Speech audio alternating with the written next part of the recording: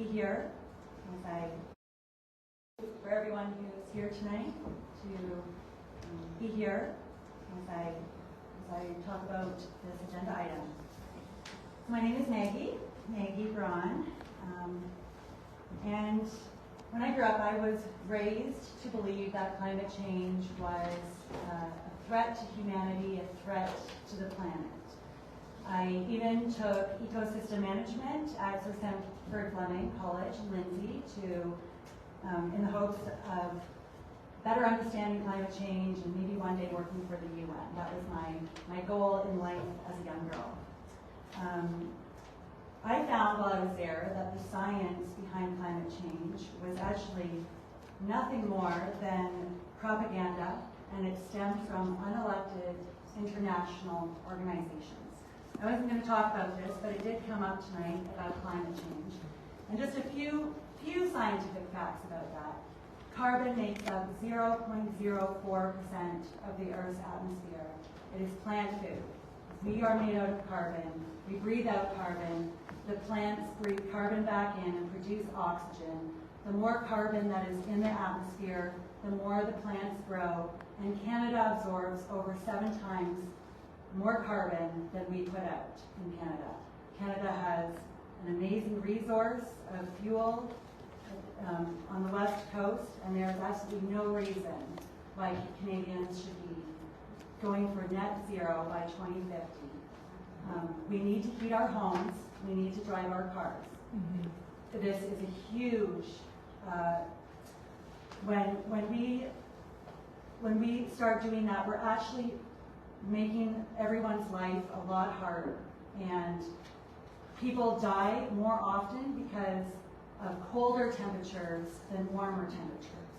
So what Canada's doing as far as these international organizations is quite harmful to our society and to our health, so from a human health perspective. So I wanted to go into what happened here in Canada with the United Nations. In 1992, Canada signed on to the UN Agenda 21 by Brian Mulroney. 178 nations signed on and were promised big money for going green. Once signed, Canada became a UN member state, a nation state, and all of our towns and cities were in a sense abandoned or merged together to form UN city-states, of which Peterborough is now one, and Douro Dummer is part of that tier.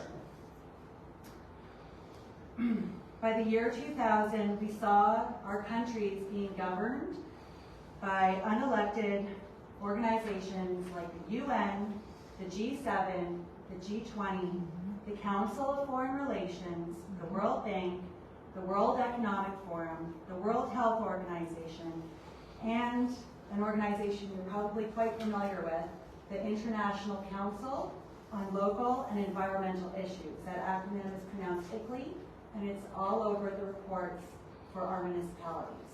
This is an international organization that is acting as a consulting group to all of our towns across the country. Instead of following parliamentary procedures for law changes, the municipal primer was sent to all of our local towns in 1994. I didn't bring a copy of it, but you should have it in the back room. This municipal primer outlined how our local governments were to be restructured. It took the power away from our mayor and council and gave it to a private corporation, calling itself our cities, whatever the name of our city is.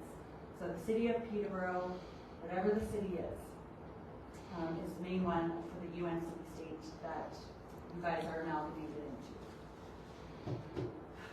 That primer, it outlined how our public officials, those that we elect to hold the power in this town and everywhere else, were to be partnered with a private corporation calling itself the city. A chief administrative officer was brought into all our towns to implement a global agenda and not the local one.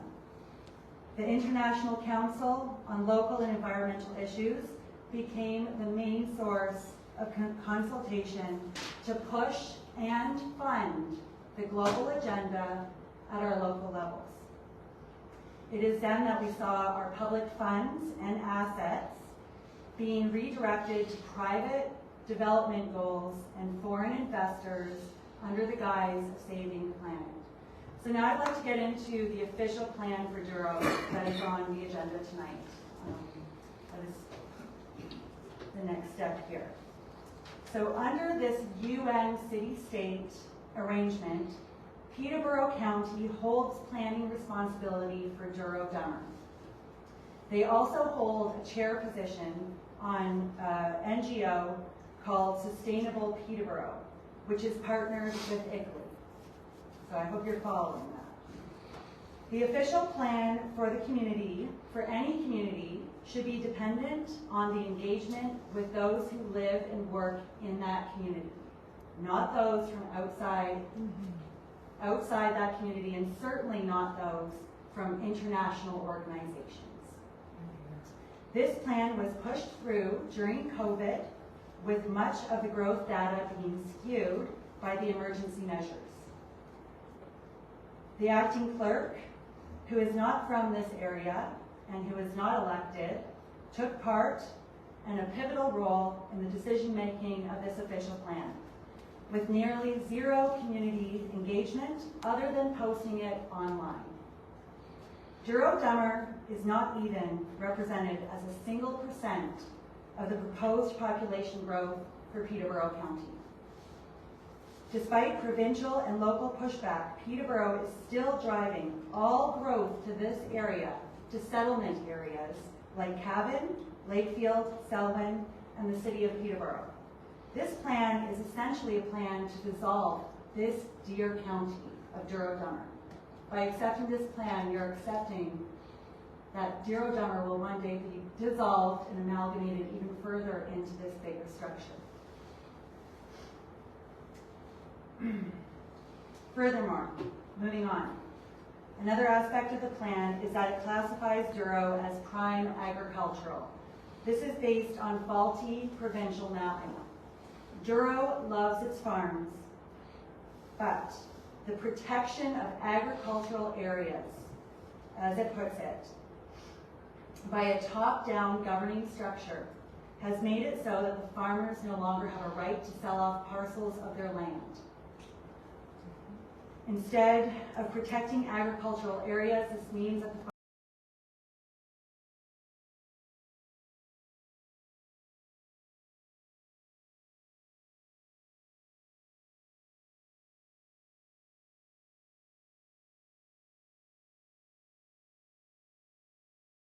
farmers have to sell their entire farm, no longer able to give a parcel to their family, no longer to sell it off in a hard time, or to buy extra equipment, or however it was traditionally done in the area. Farmers have a right, should have a right, to sell a piece of their land, should they wish. Divide off an acre. These kinds of restrictions only hurt the people of this area.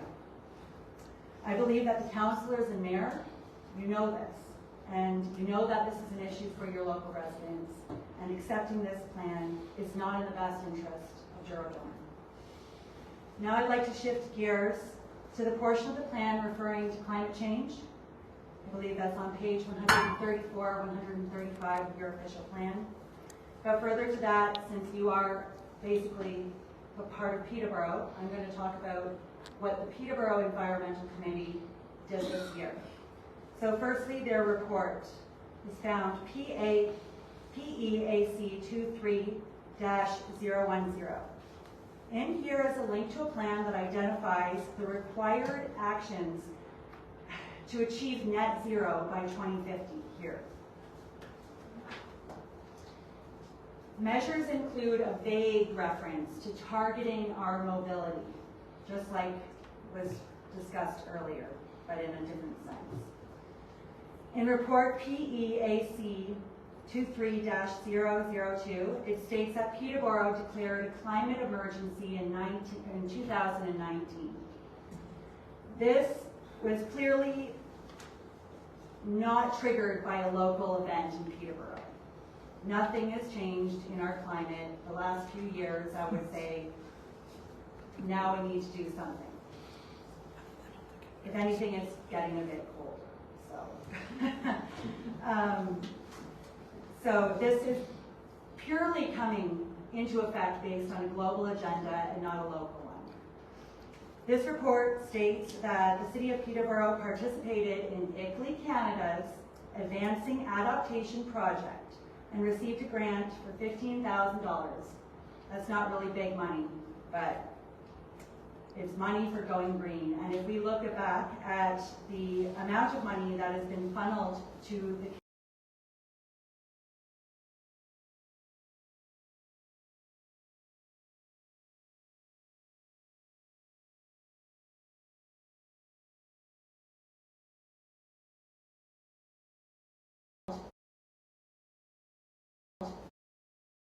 Canadian Municipalities, big money, but it's money for going green. And if we look back at the amount of money that has been funneled to the Canadian municipalities from the UN through KICLEI since 1994, we will find billions of dollars being used to transform our towns into something that we no longer recognize.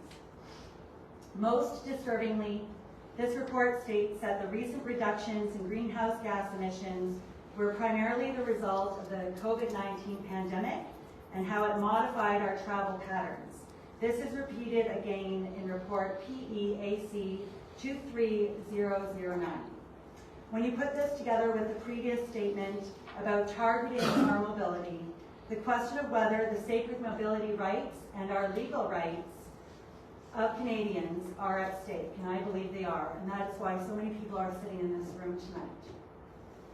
Regardless of Canada being a UN member, no level of government has the authority to implement foreign mandates, policies, treaties, or agreements that violate the Canadian Constitution, the Charter of Rights and Freedoms, the Bill of Rights, or the Coronation Oath.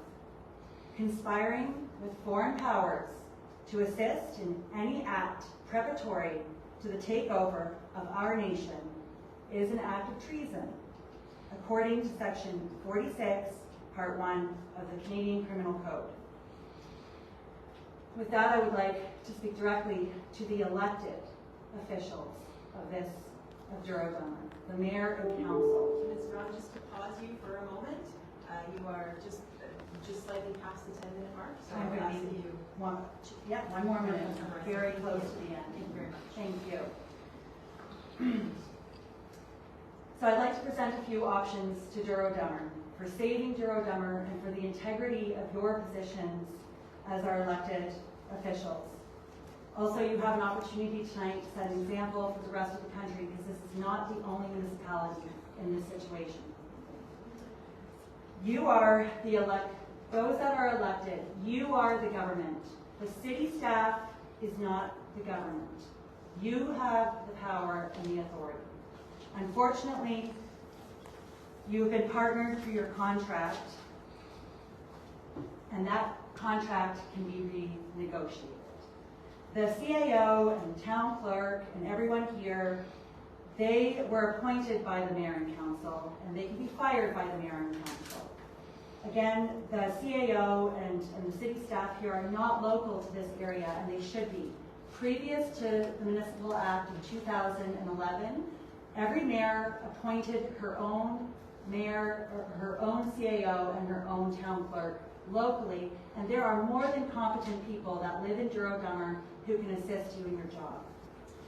With that, you can work with a lawyer to verify the claims that I'm making here tonight.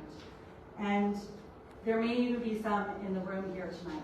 We have been working as the residents of this area to figure out how to do this, but we want to do it with you. We want to support you in making the right decisions. We want to have hope again. We're tired of our rights being taken away from us and eroded. You know, it says that one call represents 10 people, one letter represents 100, one person represents 1,000, and I counted 60 when I came in tonight, and 5 more just came. So that's 65,000 people represented in this room tonight. So we are asking you to do the right thing, and we want to help you. We want to stand behind you. We want to help you step back into your authority as mayor and council. Yes. Because it's been taken from you. And when it's taken from you, you no longer can protect us. And it's getting to the point where we really need you guys to step up. Okay? And we're here to help you with that. Failing that, notices of liability have been drafted by human rights organizations in Canada and are already being distributed to mayors, councillors, city staff, and CAOs across this country. We don't want to have to serve you with notices of liability. But what this is doing is an act of treason and is serious. And so tonight, here in Warsaw, which has a very significant symbolic meaning to it, I ask that you would please consider what I'm saying, consider the people that are here tonight to represent this, and the people across this country, and do the right thing for Canada, and start right here in Warsaw. With that, I'm happy to take any questions. Thank you for your presentation, Ms. Braun. Are there any questions from council of our presenter this evening? Do you have any council in line, or is he? Yep, he's still there. Technology concerns? No. He's still there. There we are. Hello. So I'm not seeing any questions from Ms. Braun. To Ms. Braun, rather.